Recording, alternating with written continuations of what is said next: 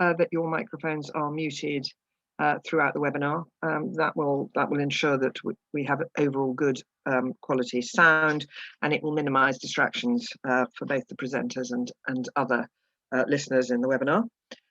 You should also be aware that the webinar is being recorded. That recording is going to be uploaded onto GambleAware's website later today. And there is also going to be an opportunity to ask questions in a question and answer session at the end. And to help with this, we're going to be using the chat function to field questions. All questions should be sent directly to GambleAware, which is on your chat function and has been loaded up now. And there are instructions as to how to use that function on the chat function. There's a great deal for us to cover in what is only an hour-long session, and we want to share with you the main highlights from the organisational strategy for 2021 to 2026. Before we get into the detail of the strategy, I think it's important that we firstly acknowledge the context behind it. In Great Britain, almost half of the adult population gambles. This activity comes with risks that can then impact not just individuals who gamble, but their families and wider communities. When it comes to the treatment for gambling harms, the GambleAware commissioned annual treatment and support survey for Great Britain found that more than 1 in 3 people with a gambling disorder do not have access to any treatment or support.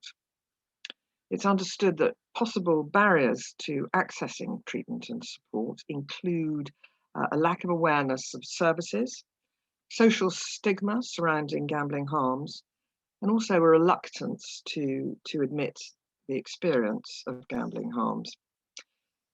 And in the last year, COVID-19 has only served to exacerbate health and social inequalities. This is particularly true as we know that during the course of the pandemic, although gambling levels have broadly stayed the same, for those who have a problem gambling severity index score of 8 or more, 8+, their gambling has increased over the past year. To keep people safe from gambling harms, there's a clear need to have appropriate prevention messages, referral routes, and care pathways in place. This requires a coherent and coordinated whole system approach, which should involve partnership with the NHS, healthcare agencies, local authorities, and include collaboration with those who have lived experience of gambling harms. GambleAware has developed this new strategy with the ambition that it will be seen as a compass for all organisations, partners, and individuals working to prevent gambling harms. And it'll be a compass for all of us to follow. So, talking us through the strategy this morning is GambleAware's CEO, Zoe Osman, Dr. Jane Rigby, who's our Interim Director of Commissioning, Alison Clare, who's our Director of Research, and Sarah Evans, our Communications Lead. And before I hand over to Zoe, I want to say a personal thanks to all the staff at GambleAware who have steered trustees through the process of devising and adopting this strategy. All staff have contributed and they've all worked extremely hard on it, none more so than Jane Rigby.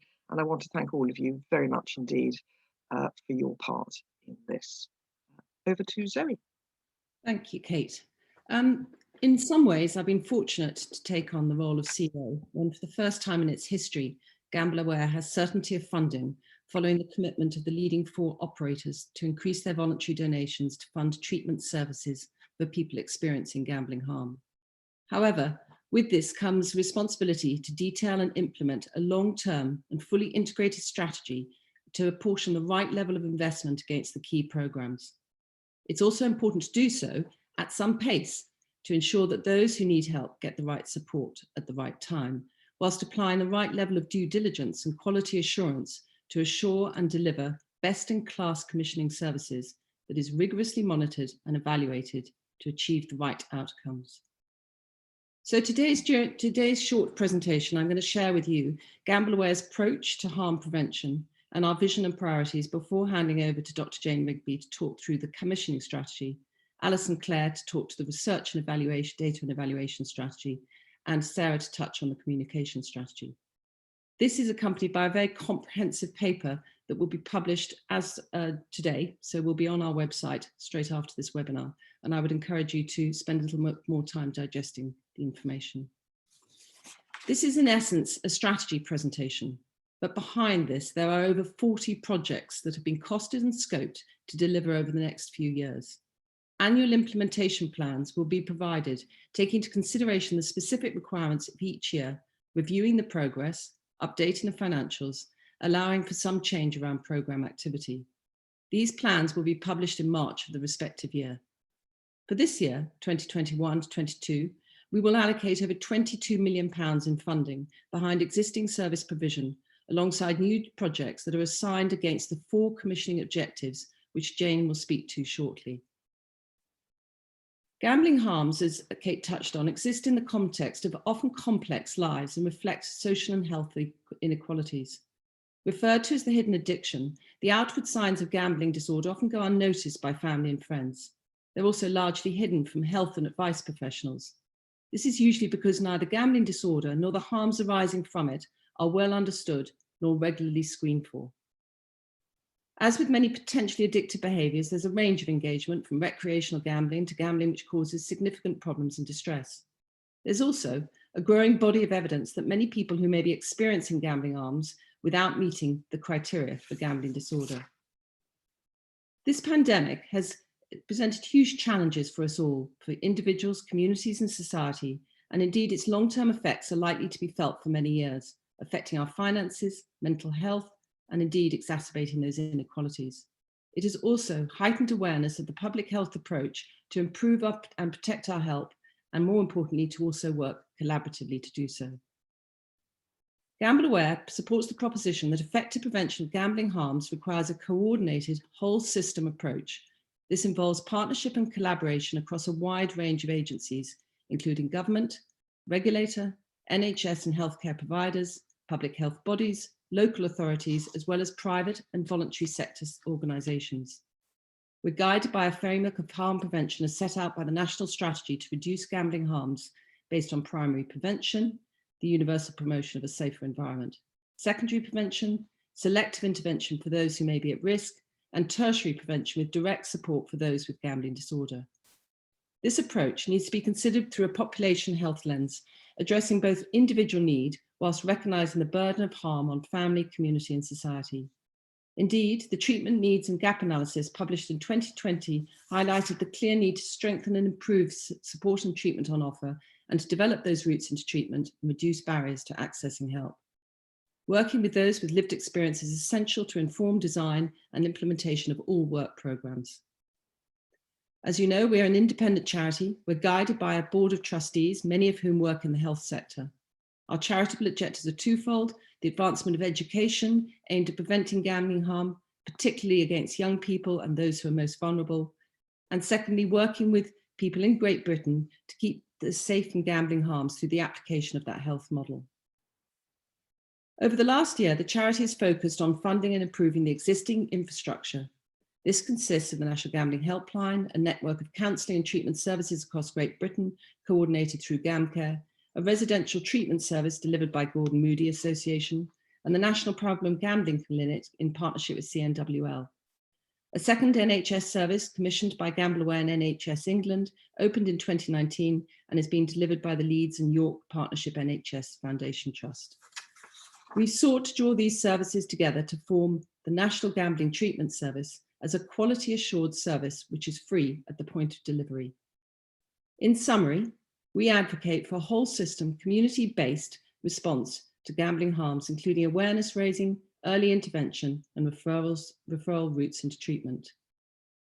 The certainty of funding now allows the charity to take a longer-term strategic approach of working towards building an integrated solution to addressing gambling harm, and with this, to develop a programme of work that is focused not just on grant making and procurement of services, but one that leads with others in establishing, developing, and maintaining a coordinated and sustainable system.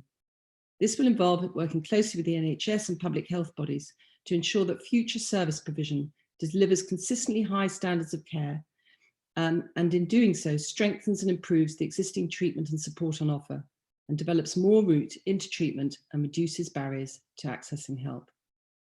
To guide us is a very simple but important vision, a society where everyone is safe from gambling harms. In order to achieve this, we aim to the point of that moral compass, to ensure that gambling harms are clearly understood, to collaborate to deliver a whole system approach, enable people to access to the advice, support and treatment they need, and to build and disseminate evidence-based learning and knowledge. In order to guide us on this journey, we have set ourselves 4 strategic priorities for us to adhere to over the next 5 years.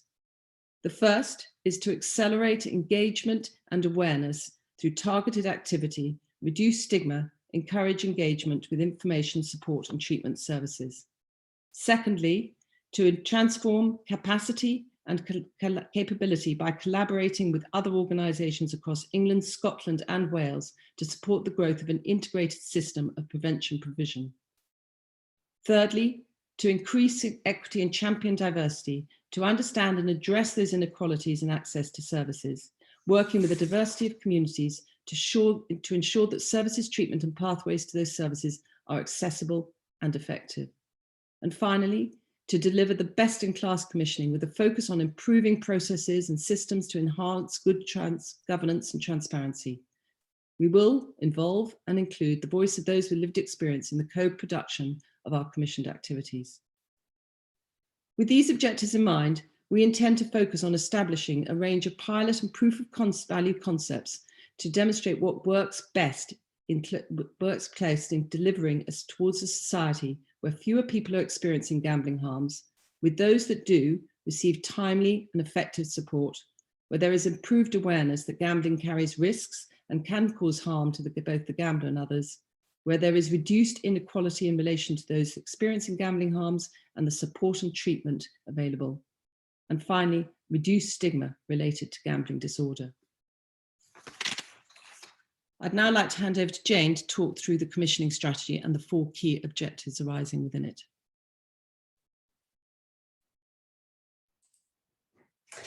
Thank you, Zoe, for handing over. I feel very privileged to be able to present this commissioning strategy to you today. It marks a milestone in the development work we've carried out at GambleAware with internal and external colleagues and stakeholders over recent months. I wanted to start by acknowledging the investment of time and expertise in reviewing and shaping this strategy, particularly from those with lived experience of gambling harms. The insights that we've developed alongside our beneficiaries has been invaluable. We've learned about key areas of focus for improvement and growth of the prevention system in Britain. So I want to thank you all, and I trust that what we're about to present represents well the discussions and the collaboration over the last 12 months. Before I get into the overview of the strategic objectives for commissioning for the next 5 years, I wanted to just set out the process that we went through to land on what will be 4 core areas of work. As Zoe's outlined, our ambition is to work collaboratively to develop a coherent and coordinated whole system approach to improving population health in relation to gambling. We recognise and welcome that there's a consensus on the need to work together to reduce gambling harms. However, we do agree with the recent publications in the Lancet and the BMJ, which highlight that a population health approach to preventing harm has not yet been widely or effectively translated into action in Britain. We're committed to working to address this. And in doing so, we're guided by the concept of the 3 tiers of prevention that Zoe's highlighted. We began the development of the commissioning strategy by holding a series of workshops and consultation with government, in particular with the Department of Health and Social Care. We wanted to identify what's been working well within the current system of provision at each of these tiers of prevention, and there are many examples of good work and good outcomes that we're keen to support to deliver at scale over the coming 5 years. And we also wanted to look at the gaps that exist to identify where our commissioning focus should be to achieve our vision of a society where people are safe from gambling harms. Excuse me, let me get a drink for a second. Thank you. Ready for the next slide, please.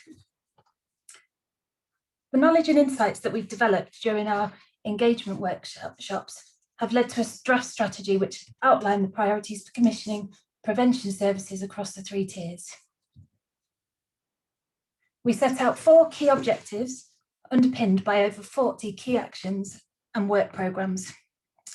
We've sought views by issuing a consultation document and inviting written responses, and we've been delighted to have a really high level of engagement in the process from external stakeholders, including from organisations and individuals representing communities directly affected by gambling harms.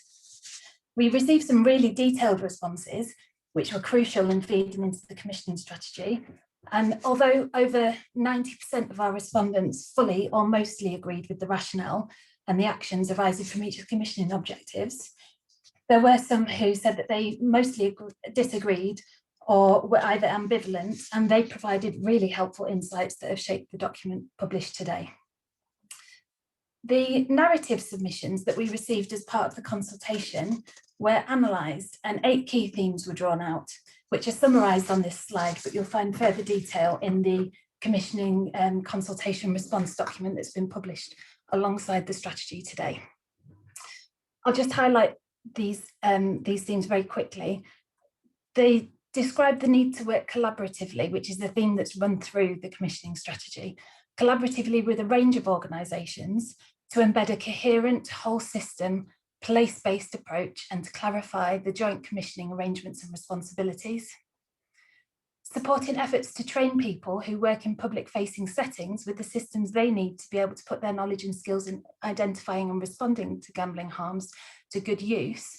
An example of this being not just developing competency frameworks and training programs for primary care, but working with those providing patient electronic data records to make it easier for primary care professionals to screen and refer those experiencing gambling harm. There's a need to recognise that Britain is not just England, and that we need to take a different approach to commissioning in each of the 3 nations, recognising that Scotland, Wales and England each have unique systems for addressing population health issues. There were calls to highlight the impact of gambling products and messaging with the aim of prevention through demand reduction. And there was a need to work harder to increase the overall number of people able to access help and support in relation to gambling harms, widening access and promoting the National Gambling Treatment Service. Improving screening and early intervention and prevention work, including by working with those community-based professionals such as pharmacies and social prescribers. Ensuring culturally competent service provision and ensuring representation of diverse communities at all levels of design and delivery of services. And a call to look at more than just demographics to understand who the populations at risk of gambling harm might be. So for example, thinking about those who might have experienced trauma or adverse childhood experiences. So the detailed consultation exercise and the development work has enabled us to refine our vision into 4 key overarching commissioning objectives, which are set out on this slide. I will take you through each of these in just a moment. Taken together, these objectives will support the system to prevent gambling harms. We recognise that others have got a huge role to play in upstream prevention as well, and this includes gambling operators and the regulator. And we also recognise that our focus must be across all 3 tiers of prevention to ensure effective and joined up delivery of interventions. So commissioning objective 1, to increase awareness and understanding of gambling harms. Objective 2, to increase access to services to reduce gambling harm inequalities. Objective 3 is to build capacity amongst healthcare professionals, social prescribers, debt advisors, faith leaders, community services and others, so that they're better equipped to respond to gambling harms. And commissioning objective 4, deliver effective leadership of the treatment commissioning landscape to improve the coherence, accessibility, diversity and effectiveness of the National Gambling Treatment Service. So just before I set out more detail under each of these objectives, I do want to reinforce the importance of collaboration and partnership in delivering this strategy. As we've said a number of times already this morning, we acknowledge the many other organisations, networks and individuals who already play a key role across the system, or who have the potential to do so in the future. As many of you will be familiar, strategic commissioning involves understanding, planning and delivering better health outcomes. The process for this includes assessing and forecasting needs, linking investment to agreed outcomes, considering our options and planning the nature, range and quality of future services, and working in partnership to put these processes in place. At the core is recognition that to get this right, we need to bring together research knowledge, subject matter expertise and meaningful engagement with those with lived experience. We've begun to build networks and communities that enable us to do this over recent months, and we will be working to develop and embed this in all stages of commissioning going forward. I just want to spend a few minutes explaining the rationale underpinning each of the commissioning objectives, giving you some time to reflect on what that might mean for prevention and service development over the next 5 years.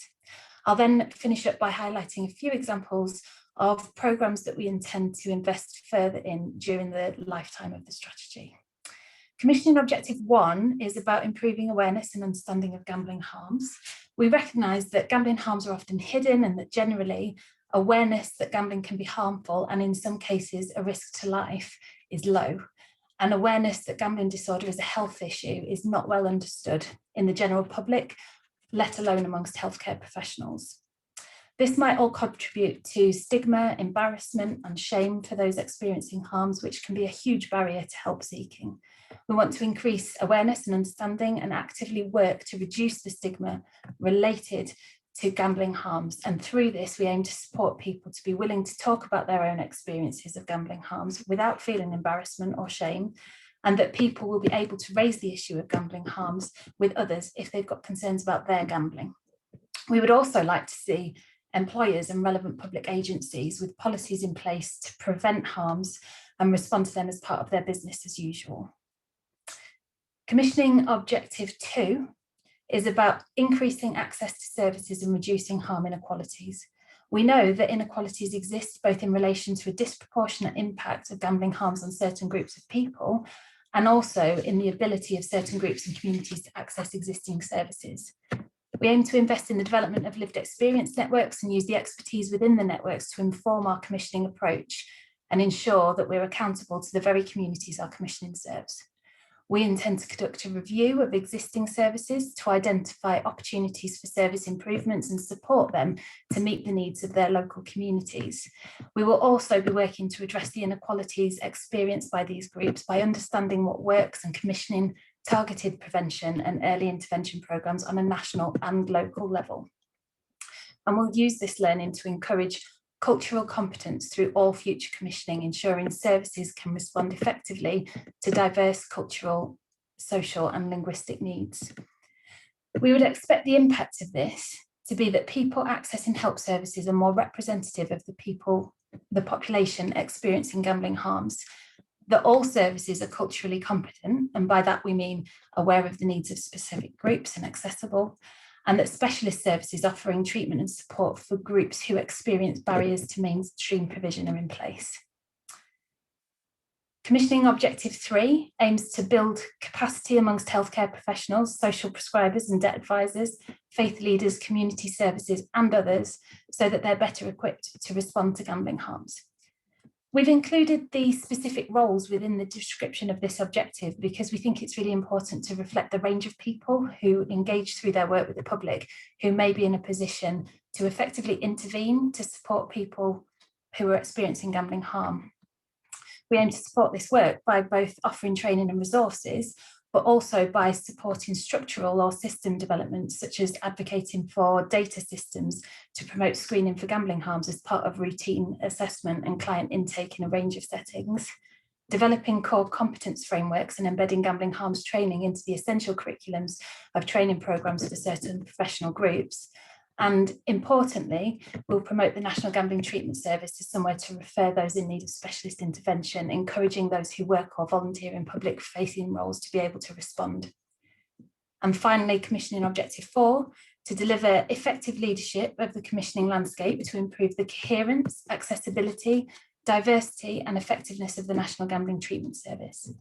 We know that gambling disorder is treatable and that generally treatment outcomes across the current system of treatment provision are excellent, surpassing benchmarks established by services for common mental health disorders, for example. However, despite the efficacy of treatment, we know that there's a high proportion of people who might benefit from treatment and support who don't access it. So we aim to improve this by working alongside the Department of Health and Social Care in England and the health departments in Scotland and Wales, the NHS and primary care, public health, local authorities and voluntary and private sector organisations to oversee the commissioning strategies which ensure referral routes and care pathways are in place across all 3 nations.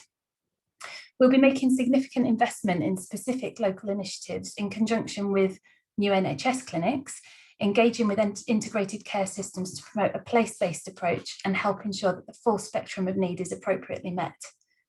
We'll work with providers to identify opportunities for service improvements to better meet the needs of priority groups and communities, including by encouraging diversity in the workforce. And we'll strengthen quality assurance, ensuring high quality provision and rigorous standards, whilst developing systems to improve data sets which support audit and performance improvement.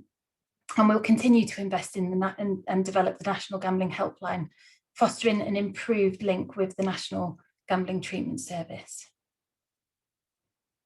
I wanted to finish up with just a couple of slides to highlight some core programmes of activity that we will be developing in 2021. The majority of the funding that we disseminate will be invested in the ongoing improvement of the existing National Gambling Treatment Service, identifying gaps and collaborating with providers to improve accessibility, provision and outcomes. We intend to develop the role of primary care within the NGTS alongside the NHS, and we will be working closely with NHSE as they roll out clinics across England by 2023-24. We're ready and keen to work alongside health bodies in Wales and Scotland as they develop their plans to meet the needs of their communities. And in the meantime, we will work to establish a parity of service provision for Welsh and Scottish regions. In relation to youth education, we're keen to build on the successful model developed by Fast Forward in Scotland, and learning from other providers, we'll look to roll out national hubs in England and Wales to train those working with young people in a variety of settings, with the ambition of enabling every young person in Britain to have the opportunity to receive education about risks related to gambling and to support the development of skills which prevent gambling harm. And building on the work that we've been delivering in Leeds, we're ready to invest in place-based hubs, which offer a range of provision to meet the needs of local communities and which work with local services to raise awareness, support screening and facilitate referrals to specialist support. We'll also be issuing a tender in the next couple of months for a comprehensive national programme to provide gambling harms awareness and intervention training to key groups, focusing initially on faith leaders, debt advisors, and those working in primary care and social care. We've learnt from the work that we've commissioned and others have commissioned in recent years about what works well, and we're going to build on this emerging, growing knowledge base and expertise to target those who we expect to be able to make a real difference to the lives of people experiencing gambling harms. Commissioning in year 2 will focus on those working in housing, pharmacies, criminal justice, and occupational health. And we will also be continuing to invest in our campaign work, and this year looking to invest in a women's campaign to prevent harms, highlighting the risk in particular to women and encouraging peer-to-peer conversations with the aim of preventing gambling harms. So that rounds off my section of today's presentation. I think you'll agree that this is a step change for GambleAware, and it's enabled by the security of a commitment to increased funding in the coming years, with improved outcomes for all those at risk of gambling harms at its heart. I would encourage you to read the detail of the commissioning strategy, which is in the document published today. And as ever, please do be in touch if you think there are areas that you'd like to discuss further as the implementation of the strategy gets underway. I'll now hand you over to Alison Clare, our Director of Research, who will share how GambleAware's research and evaluation function is going to enable the delivery and the development of the commissioning strategy in an evidence-based way. Thanks very much, Jane. I'm going to give you a very brief overview of the new research, data and evaluation strategy And as Jane has said, the full detail of this is in the Organisational Strategy published today. This is a strategy that we've been developing throughout 2020, working closely with trustees, and particularly trustees on the Research and Evaluation Committee, which is chaired by Professor Anthony Kessel. So in terms of the core purpose of our research data and evaluation function, that remains unchanged. We're the part of the organisation that builds the evidence to inform the awareness raising, education and treatment approaches, design and commissioning, that informs advocacy and influences policy at a national and local level, and informs public awareness. And that core function remains the same, as I say. We also have a role to play in supporting and mobilising others to undertake research, whether that's in supporting early career researchers, or particularly looking at how we can broaden and diversify the range of academics and academic disciplines that they're bringing their expertise to bear in preventing gambling harms. Our function is looking at building research data and evaluation at all three levels of prevention. Jane outlined these earlier on. We're talking about primary prevention, secondary prevention and tertiary prevention, building the what works evidence, for example, around education and awareness raising campaigns. At the secondary prevention level, building evidence about what works in building capacity in workforces, understanding what are some of the barriers and facilitators for workforces in adjacent sectors to take on that advice giving and signposting role. And at the tertiary level, looking at what works for whom in more specialist treatment and support approaches. So we're looking to build evidence at all of those three levels of prevention.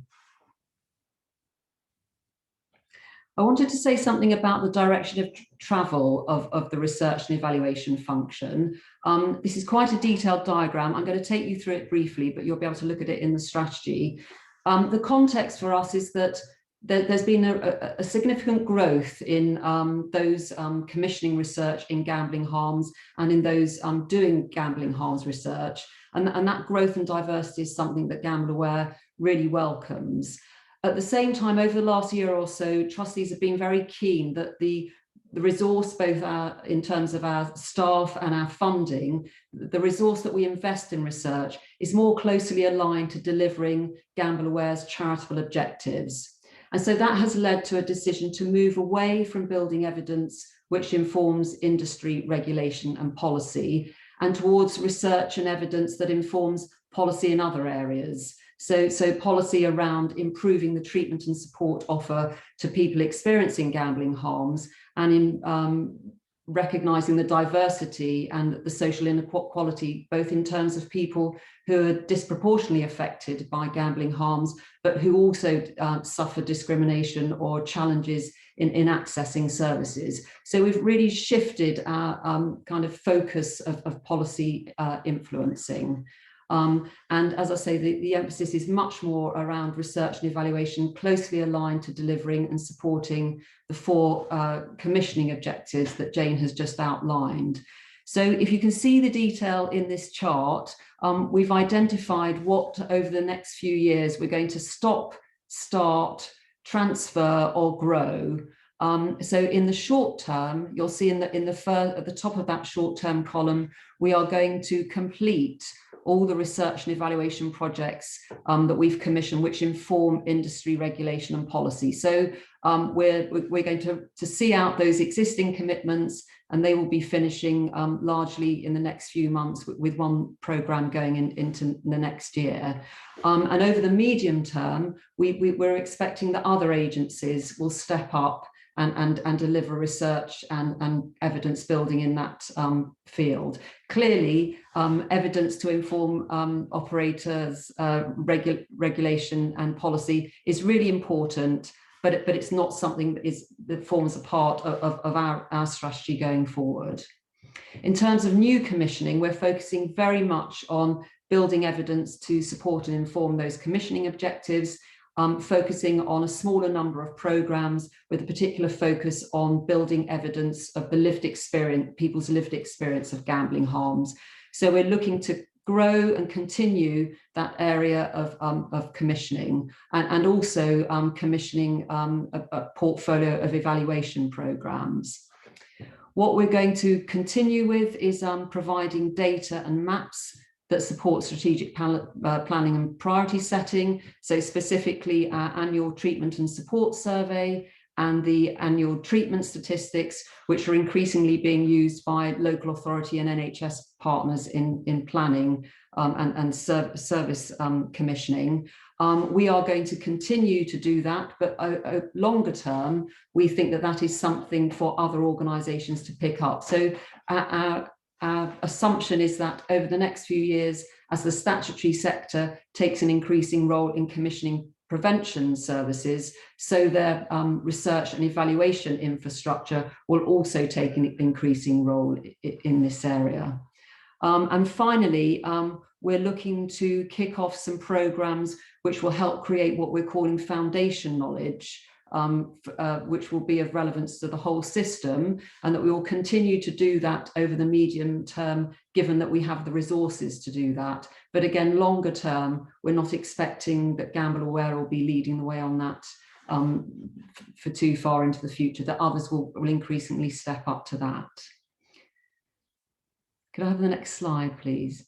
We're also made a commitment to evaluating and monitoring all prevention commissioning activity. And actually, as the organisation grows, we'll be growing the capacity and capability to do that. And that's about building the what works for whom evidence, both to inform GambleAware's own commissioning, but to share across the wider system.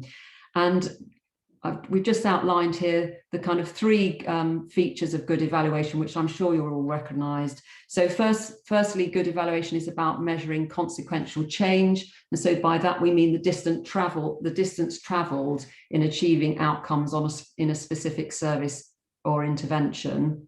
Secondly, understanding what works and just as importantly, what doesn't work, to inform both GambleAware's service design and commissioning and that of others. And then finally, being transparent and accountable. So sharing and disseminating learning and evidence from those evaluations to demonstrate impact and outcomes. And our evaluation and monitoring work is structured within a clear framework contained within GambleAware's evaluation protocol and strategy, with some clear principles that underpin all that work. And again, those of you who are involved in evaluation will recognise those as representing best practice in evaluation.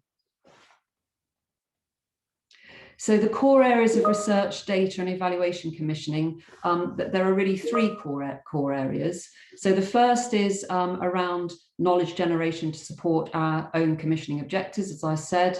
The second area is around the annual data sets, primarily the treatment and support and treatment statistics. And then that third area around foundation knowledge. Now, GambleAware is a small charity. We do have this extra funding, but this is not all work that we can commission directly through our own portfolio of projects and programs. So we've developed a number of new delivery vehicles, which will be rolling out over the next few years. So first of all, we will continue with our commission portfolios of projects and programs, both through evaluation and research, whereby we commission on a project or program basis, although our intention is to focus on fewer areas in that respect. But we're also looking to develop a partnership with an established evaluation hub, with our prevention commissioning becoming more complex, involving more services and more partners. We need to have greater capability to evaluate those more complex service delivery models. So we'd be looking to partner with an established evaluation hub who already has expertise of that kind of multi-sector, multi-agency evaluation of service delivery. And we're also looking to relaunch the PhD grant program. We've called it the PhD 2.0 grant program, moving from funding individual PhD students, which we've done for a number of years, to a system of quota funding so that we can upscale that program. In terms of our annual GB data sets, we're looking to commission the annual treatment and support survey on a 3-year contract this year, and we will continue to work with Viewit, who collect the annual treatment statistics. And we will also continue our partnership with UCL, who have turned the treatment and support data into geographical maps so that people can look at gambling harms prevalence in their local area across GB.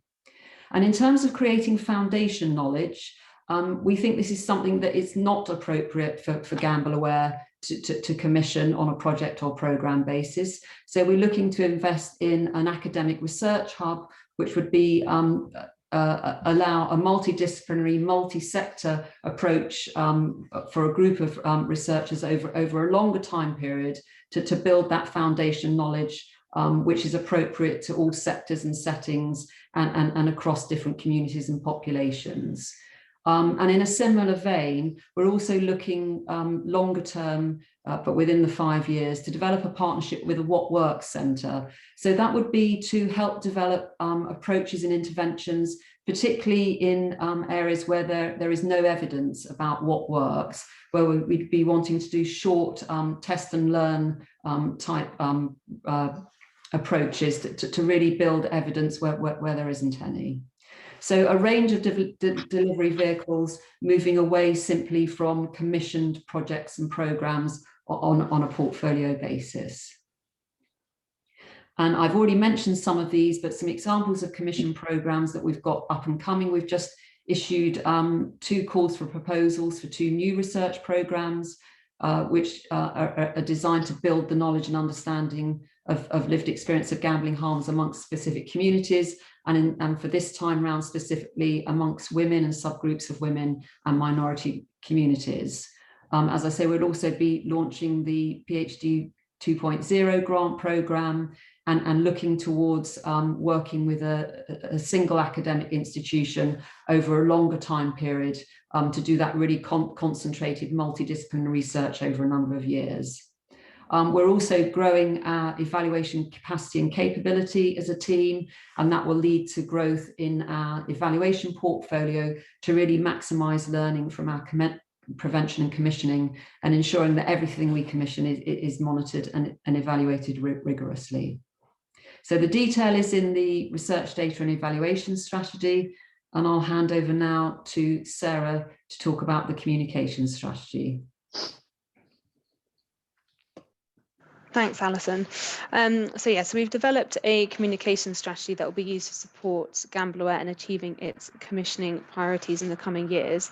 One point that we've been keen to make is to differentiate between the GambleAware brand and the GambleAware brand.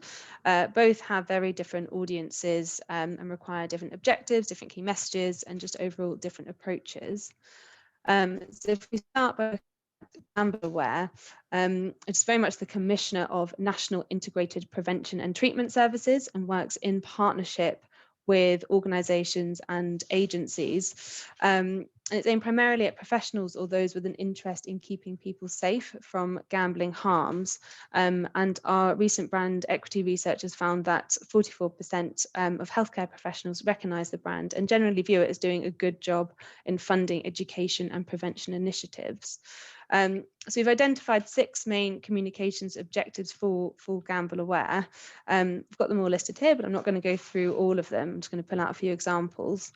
So one objective is to promote our commissioning projects across all areas of work. And we'll do this by issuing and raising awareness of research publications, prevention activities and treatment services.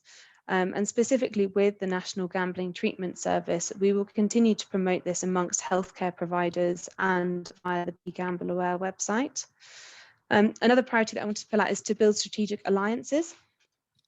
So we'll do this by working to bring together key stakeholders and groups, for example, treatment providers, those within the NHS, local authorities, etc., to ensure that there is a coordinated and collaborative approach to addressing gambling harms. And we'll do this by hosting events and webinars, promoting gambling as a public health issue to other organisations, and we'll continue to engage with public health and local government agencies to ensure that gambling remains a priority area. And then looking now at GambleAware, so GambleAware is very much seen as sort of the public face of the charity. It's recognised by around half of the public, and it's generally seen as knowledgeable, approachable, and trustworthy. And the GambleAware website is sort of aimed more at consumers or those that are seeking information or advice for their gambling or for that of a loved one. The website itself, so begambleaware.org, is very much a key part of the National Gambling Treatment Service in that it provides information, advice, and directs people to support. So we've identified 5 main communications objectives for GambleAware, and most of these will be delivered through campaign activity. So just to pull out a few examples again. So for instance, we'll be looking to improve the accessibility and effectiveness of the National Gambling Treatment Service. And we'll do this by continuing to raise awareness of the service through advertising campaign activity, which we know works. So the previous National Gambling Treatment Service campaign results show that there was an increase in the number of gamblers saying that they would contact the service, and that went from 46% up to 57%. So building on the success of that campaign, we'll also be looking to expand it to try and reduce stigma and to also improve accessibility of the service by targeting those that we know are currently underrepresented within it. We will also continue to raise awareness of the risks of gambling harms by delivering preventative campaigns. So, for example, the Preventative Safer Gambling campaign. And again, to date, we've seen positive results. So, for example, with the recent Tap Out campaign, we know that 1 in 3 of the campaign audience now close their app or tap out of their app before placing a bet they might not otherwise have done so. So yes, we'll continue to deliver these preventative campaigns, but we'll expand it to look at other at-risk audiences as well. So for example, regular female gamblers. And then just finally, just one other point on all communications activity will be that will all be research and evidence-based, and they will also be thoroughly monitored and evaluated throughout. So we have a clear benchmark to hold ourselves to account. So that's all on comms and more detail in the actual strategy. But I think now back to Zoe to give us a quick summary.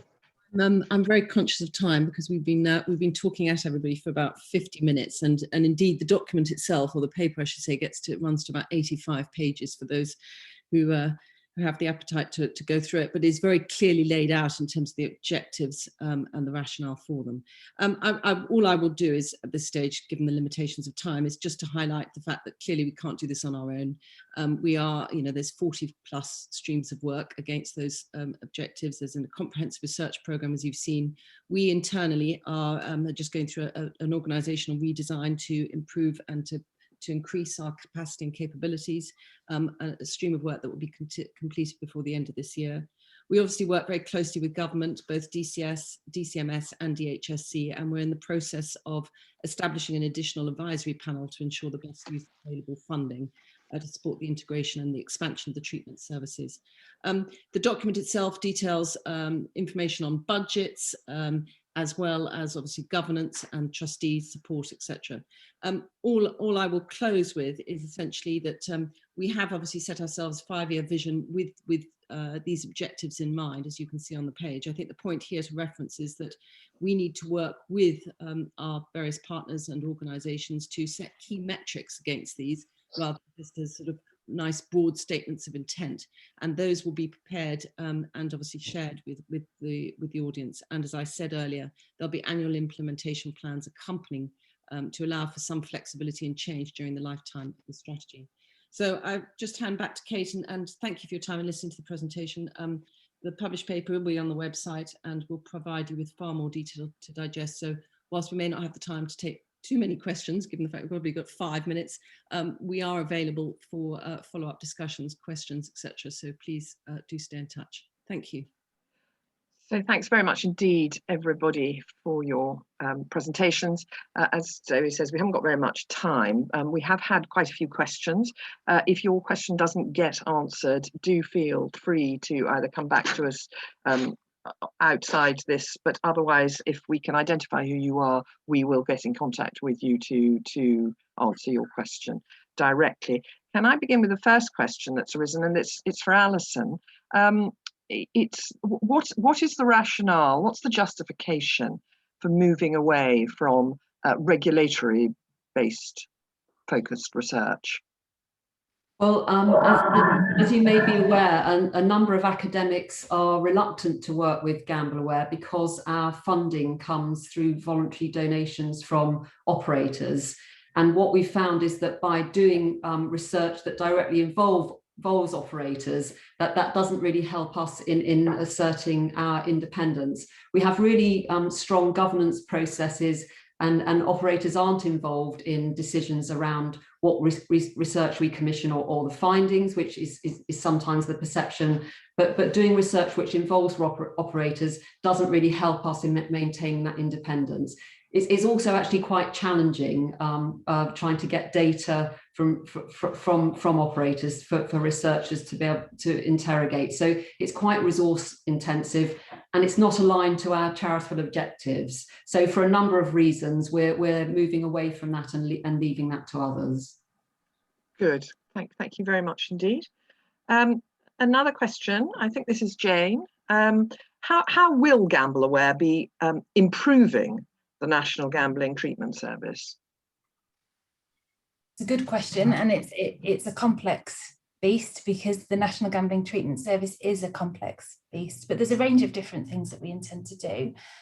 Firstly, it's about collaboration with current providers and ensuring that providing treatment across England, Scotland and Wales can be effectively articulated in terms of what an effective National Gambling Treatment Service is. I think there's a good understanding amongst probably the people on this webinar, but I don't think it's well understood externally. So we need to understand between ourselves what the vision is, what the framework is for development over the next 5 years, and where we intend to be. And through that, building improved awareness of the availability and effectiveness of treatment, encouraging more people to come through the door. We also recognise that there's a range of inequalities that exists both in experiencing gambling harm, but also in accessing services, including the National Gambling Treatment Service. So, as I said in the presentation, we're keen to do a service review and ensure good cultural competence, and ensure that we work locally to understand needs of communities, which will improve service delivery. In terms of quality assurance, I think it's important to mention we do have good, robust quality assurance processes in place, but we're communicating with the Care Quality Commission to look at getting an independent assessment of quality across the National Gambling Treatment Service. And we're expecting that work to be able to begin at the back end of this calendar year.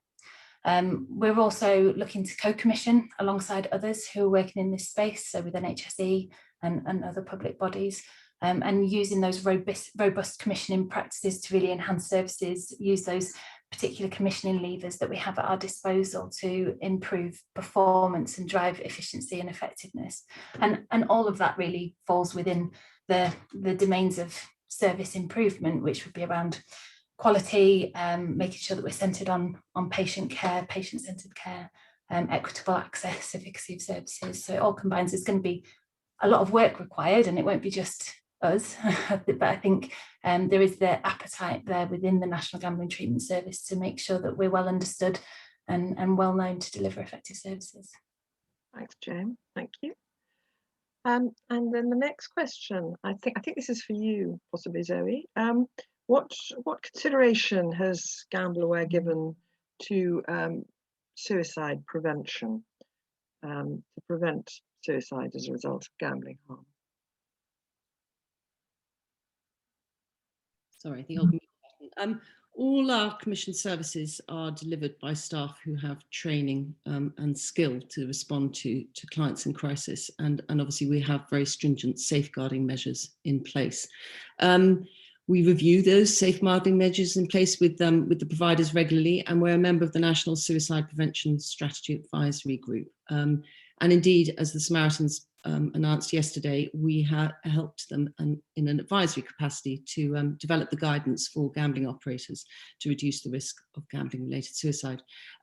We commissioned some research which was published in 2019 around gambling suicide, and indeed we're doing and scoping the feasibility of further research on suicide prevention strategies in relation to gambling, which hopefully we'll be able to share with everybody in due course. Great. And I think we've got time just for one more, quite briefly. How's GambleAware going to engage with those with lived experience of gambling harm? I think that's Claire, possibly. Alison, sorry. So we've got a number of projects in train, and as people may know, we're funding 2 different networks which are designed to build capacity and to amplify the voices of people with lived experience. One of those is being delivered by a group called Alerts, and that's linked to people who've been through, who've used treatment and support services. And the other more recent project, which is in its early stages, we're funding the development of a GB-wide lived experience network. We know that, as we've said earlier on, that there are lots of people already working in this space doing really good work. We know, however, that there are a number of people with lived experience who don't have a voice or a vehicle for contributing to the debate. So that's what that GB network is designed for. We've just issued calls for proposals for those 2 research programs about building knowledge and understanding of people's real lived experience of gambling harms. But actually, you know, the voice of lived experiences, we see that very much as a golden thread running throughout all our work. So, for example, in invitations to tenders and calls for proposals, that is baked in as a requirement, and which any proposals are scored and evaluated against. So it's something, it's not really a discrete, we've got some discrete projects, but it's also a golden thread that needs to run through everything we do. Thank you. I'm sorry to say, I think that brings our time for questions to an end. There have been more questions. If you haven't had your question answered and would like it to be answered, please feel free to email us, info@GambleAware, and somebody will come back to you. The other thing to say is I think that there has been some trouble for some people accessing the webinar via the links that were given, and I apologise profusely if you've had difficulty getting into the session. But if you have, then it is going to be online and will be available online after this. So our profound apologies for any technical difficulties that you experienced. Thank you all very much indeed, though, for joining us. And we look forward to working with all of you over the coming period of the strategy. Any observations, any questions, do feel free to get in touch. And I thank you in advance for all the cooperation and joint working that I know that many of you are going to be doing with us. Thank you and goodbye.